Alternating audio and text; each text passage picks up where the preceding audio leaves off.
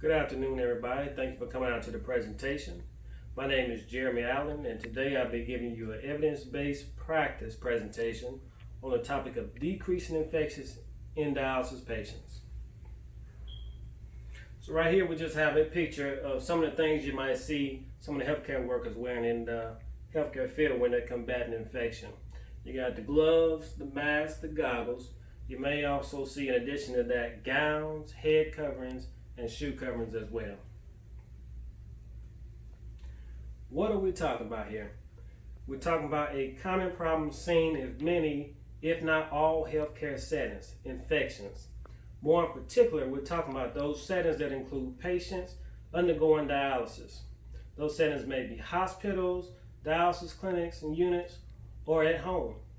We will also look at 3 research articles that will be analyzed along with the data and method to bring awareness to proven methods on being successful in improving infection control practices. We're also talking about this because infections are the second highest cause of mortality in this group of patients. It's also the number 1 reason for hospitalizations, and it's costly keeping them in the hospital trying to help them get rid of those infections for both the patients and staff. Just to give you some additional numbers or statistics, from 1993 until present day, we have seen a significant increase in the amount of infections. 47% of those infections have been bloodstream infections. 87% of those have been vascular access infections in this group of patients. So these are some significant numbers that we are seeing. Now, at the end of this presentation, or by the end of the presentation, what we expect you to be able to know or to discuss are the negative effect of infections on these patients, how to implement evidence-based strategies that will assist in decreasing the amount of infections in this group of patients.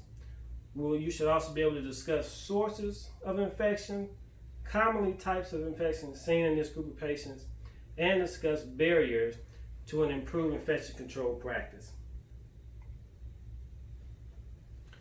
The rationale for the project. Again, why are we talking about this topic? This group of patients are considered immunocompromised. They have multiple surgeries, multiple hospitalizations. This leaves them more susceptible to getting infections and also makes it harder for them to get rid of them when they get them. It could be one of our family members or friends that are getting these infections. 1 out of 5 of these patients who obtain these infections, they will die from it within 12 weeks if not treated properly or caught in time. So you can imagine having 100,000 patients or even 100 patients. You're talking about 20,000 of those patients, or 20, whichever number you want to use, the 100 or 100,000. Talking about those people dying if not getting the proper care, or if the infections are not treated in time. In addition to the death, the cost is high. The costs are high for the patients and the hospitals, or the units taking care of them. And what are the root causes? They are also the sources of infection, as we will see here on the next slide. So some of the sources of infection you may see are other contaminated patients and family members, contaminated hands of the medical health workers, contaminated surfaces, and contaminated water.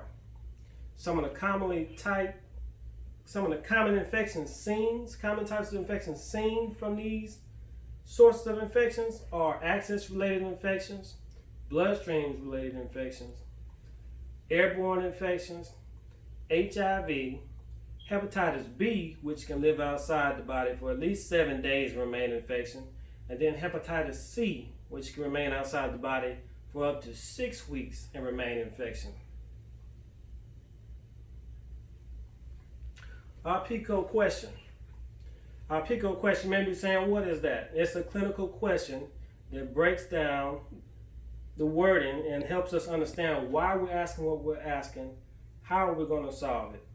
The P might stand for the patient, the problem, or population. I is for interventions.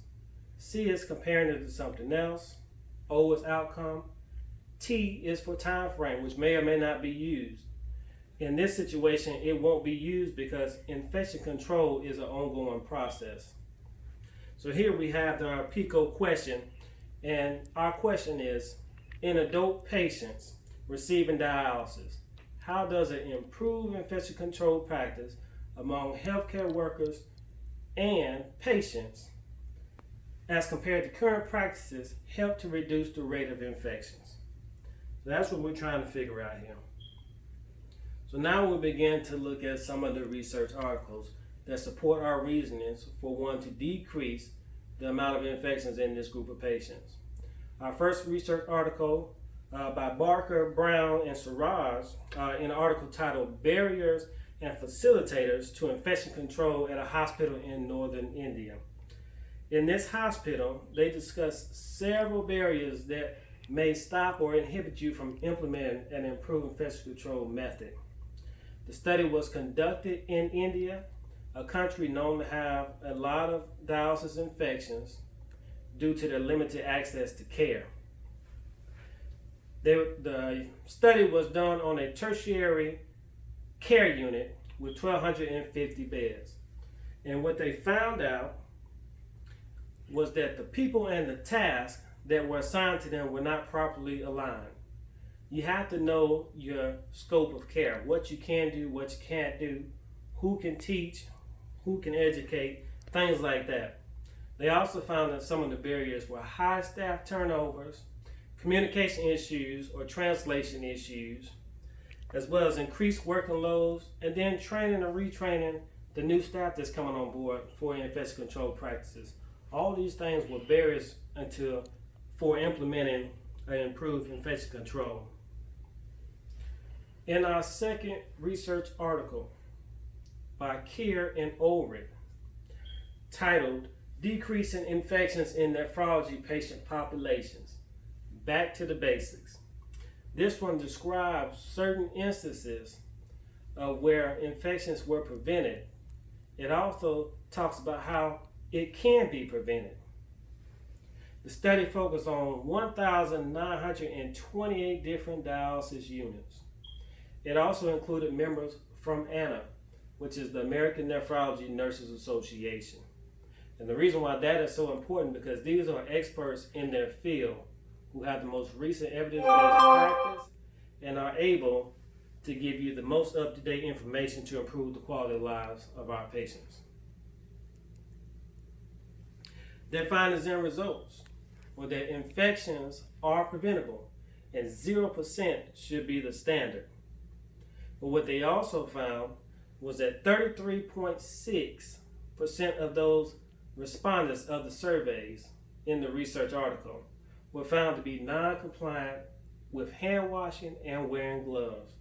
Then 30.1% of the population were non-compliant with cleaning and disinfecting environmental surfaces. That adds up to about 63 to 64% of infections that we could have prevented.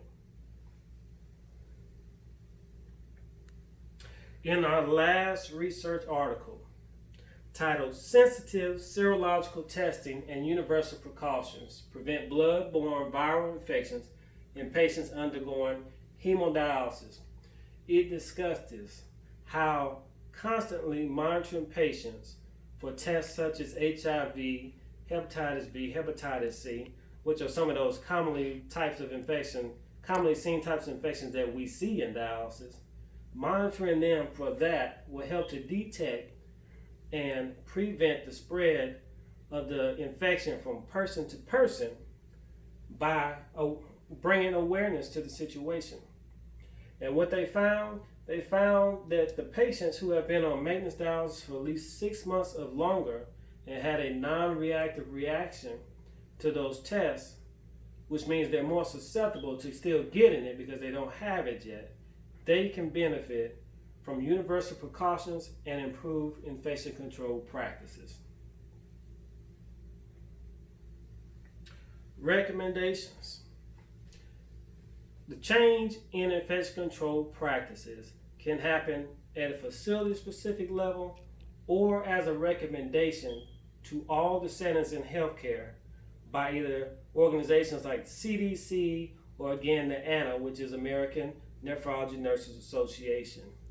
And again, we use those because they have the most evidence-based practice, most recent evidence-based practice knowledge and clinical expertise. And they are the experts in their field. We also should use clinical guidelines from the CDC. We also should create an infection control committee to audit and track infections. And again, continually educate all patients and staff. For the evaluation of the project, what we want to do, once again, is create or utilize an infection control committee. And then we want to make a plan.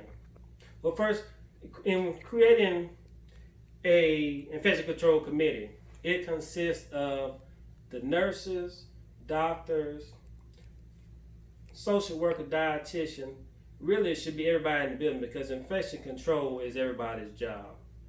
Next, we want to talk about developing a plan to educate staff and patients. I estimate that it'll take about 4 to 6 weeks to educate these people, not educate, but develop a plan. We're going to develop a plan and create an infection control committee. Next, we want to educate our patients, staff, and their families. I estimate it'll take about 2 to 3 weeks. Normal dialysis patients come 3 times a week. We can educate them those entire 2 weeks, with the 3rd week being left for training, retraining, evaluations. Overall, this process should take about 2 to 3 months to happen, but that's only if you want to put a time on it, because like I said, infection control is an ongoing process because infections can arise at any time. So what does success look like when we're implementing this?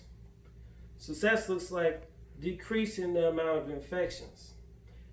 Once you track and trend your different rates and types of infection, you should be able to prevent them. And once you do that, you should also see a decrease in the rate of infections, hospitalizations, mortality rate, and also when the infection control committee are doing their audits, we expect to see a 95% or better compliance rate, either on a monthly basis or more often.